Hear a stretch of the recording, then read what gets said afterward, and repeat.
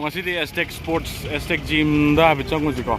wai to ring mina si ai thai na budi nam gram ni chai om mari mamang da ko to ngasi ma bi chang si wai mai to ge da yeng la ke ko suram to lan to ki ge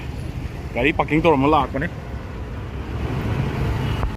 hojik si AZTECS ki mokhoi gi shop ne si na ko si gi manung do mo ke lai ge yon ye ha do mo ki anything related to sports ko merchandise da ge khoi gi si gi kickback ka si ga lay da ge khoi gi ka tare aya mana MMA ga boxing ga adum magi ka tare merchandise kum ba ya mangak tane ba ko ado lai bi ge ha ga di si gi AZTECS ki sports ki de da Gambhir sing gi na kan lay building ni am chong adum AZTECS sport ka na khoi gi fly ba gi uri do adum ne da si gi khoi gi kano ga se boxing gi shoes ko suma ma ga si lay si ko yang la ki me si gi dry fit ki khoi gi sumba khoi gi Prit adagi skirt ki obin pi gi pa gi ko sumba do khoi gi body building gumba adagi gym chatba adagi khoi gi sports hanaba myam gi lai rest da ko bips lai re football gi ko smana ko adagi sumba khoi gi dress ko sports ki pi gi smana lai adagi football lai ko sumba ado item de yam ne price am da haijar ro gi ko price di dum laga dum lopi ning lai ga di biro yam reasonable price dum la ka ni ko football lai re futsal lai re basketball lai re handball lai re ko so ma ya loi lai re ko aduna AZTECS da dum lak pira ka adum lobi ro hai tar so ma ma ji ko se ga lai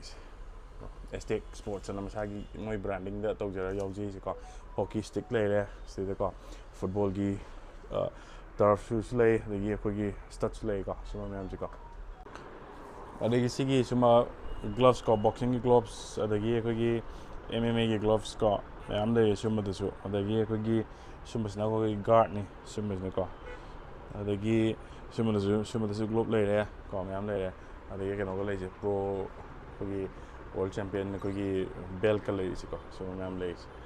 adagi dry fit ki ko gi long da su lai ko suma ko gi dress da su lai ko suma am adagi ko gi zipper ga su lai ko Adam anything related to sports ko merchandise labi ning mole gi AZTECS dum lak piro summa ga si dum yung gi khin ge su ya re na tra ko gi gym gi khin ge su ya re ko hati summa me am se ya re ko okay ado sumba dummy ji lai ko gi sum practice tong na ba si gi dum tare dum ko dum ya de ko summa me am se ado si ji dum for sale ni dum labi ning mole ya la ga di dum labi dum ya ni ado ma gi still yor ba Kogi protection chumbo nya si mem lo no for sale na tuni ko AZTECS ki mai masagi ni ko si mem se the shin guard kumba sumba MMA gi ko kogi sum mem shin guard ka si tum yauri ko AZTECS ki masagi bottle zu lai si ko se sum shaker zu lai AZTECS ki to AZTECS ado sini ko hapet lengjen biro sports pupan jabi chile nau sing aduga kate dress ki adagi magi loinok chuna loi le ko lengjen biro adai price and ajak tram yamne reasonable over price ngak tani ko adu pijara ka doise adum lengjen biro hai tar football lagi su are ki lagi su are le na ko gym da pe chal or ji mathak tam ka khal or ji kana na sanari abi yimi ne ko mathak tam ka khal or ji ko MMA boxing ke magi Sina gym da apet changaga pedam sara ke som sina mu gym moi dune ka gym se dab se treadmill ke loina lei cycle lei ayam mana kano cardio gi aktene si gi ko si di cardio aktene ta sine heavy weight ki among na te ba adi sana ba sports ki adugi workout on rabi gi da aktene yam lai to se kom kanji bung gi le to flowers le to flower di uba AZTECS sports and thab do adugi de ko ado AZTECS ki achievement yam lai gra mane ko ko gi MMA gi adugi UFC boxing ko sum ma yam lai gra ni ko to moi certified ko su oi aduga AZTECS ki kano yam somna jimni somna kan gi sinamo kano ne fight studio ne ko gi sidam ha pe chang gi miners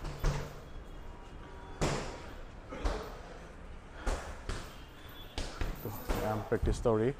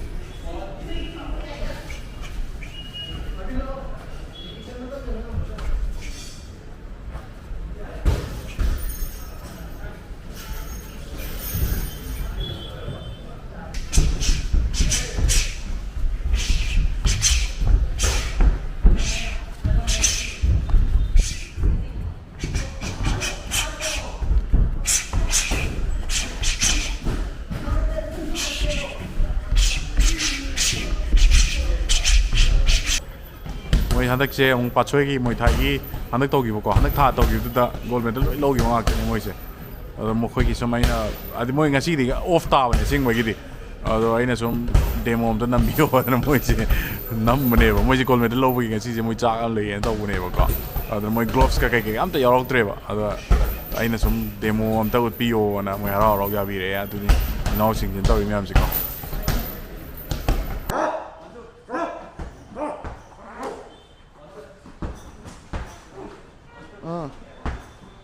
American skep. Na thong bro.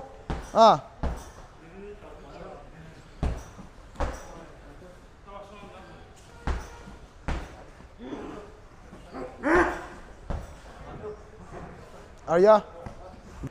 Ado sigda moi MMA gi kana training to ri ko moi se ying si ko yam interesting oi haida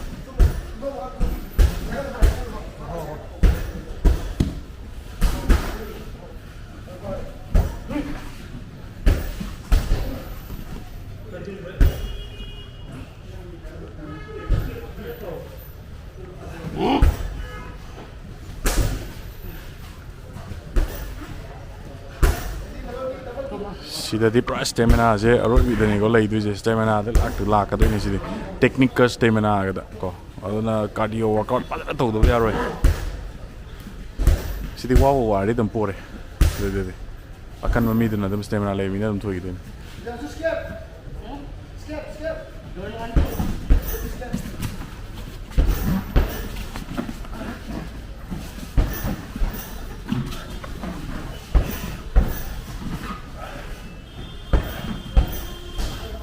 Saying kalau libat naro nak teni ko, hayang wagi,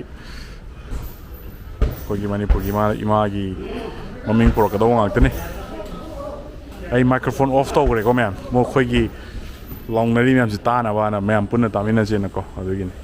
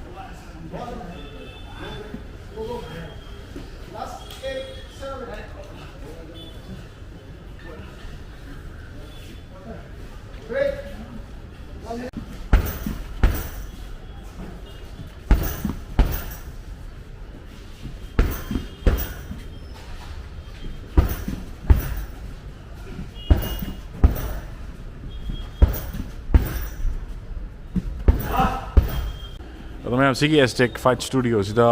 ꯇꯝꯅꯤꯡꯕ ꯂꯥꯛꯅꯤꯡꯕ ꯍꯥꯏꯗꯤ ꯑꯩꯈꯣꯏꯒꯤ ꯀꯩ ꯍꯥꯏꯇꯥꯔꯦ practice ꯇꯧꯅꯤꯡꯕ professional ꯑꯣꯏꯅ ꯆꯪꯅꯤꯡꯕ ꯃꯤ ꯂꯩꯔꯒꯗꯤ ꯑꯗꯨꯝ ꯑꯦꯗꯃꯤꯁꯟ ꯑꯗꯨꯝ ꯇꯧꯕꯤꯕ ꯌꯥꯏꯀꯣ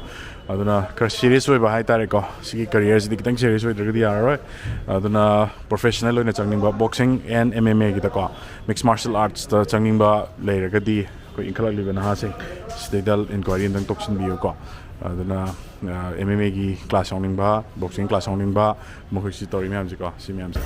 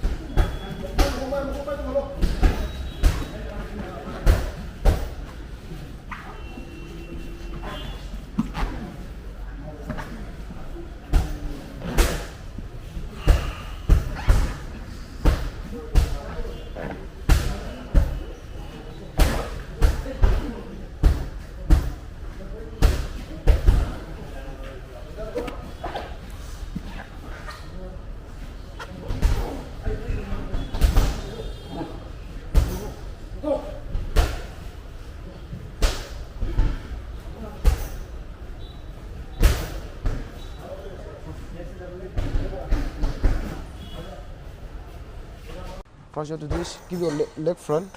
kick and kick, kick and kick, kick. Wang khung thangal mo bahana semana, khung sih, wang khung thangal mo ni semana, thangal pakai tar pakai tu kau itu semana, kau. Yo ko coach na magtak to re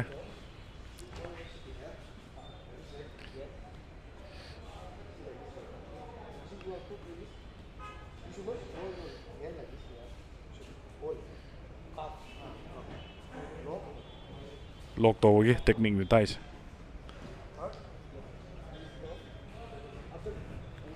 ada sih masih tamim na legadi mayam AZTECS lock piu ko yam mong dan tammi tai ko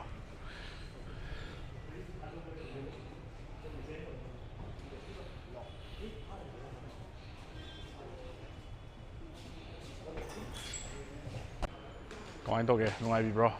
mo yeng le di ai ko nung mang kang ado loisinjarage ko AZTECS sports ki gym da studio da lakningba ko sanlingba yauragadi adum contact tawsibiu ko Gambhir sigi nakanda leiba building dudani loisinjarage ngasi gidi atung nungai mayam hamcharakige ngasi gi nadi bye bye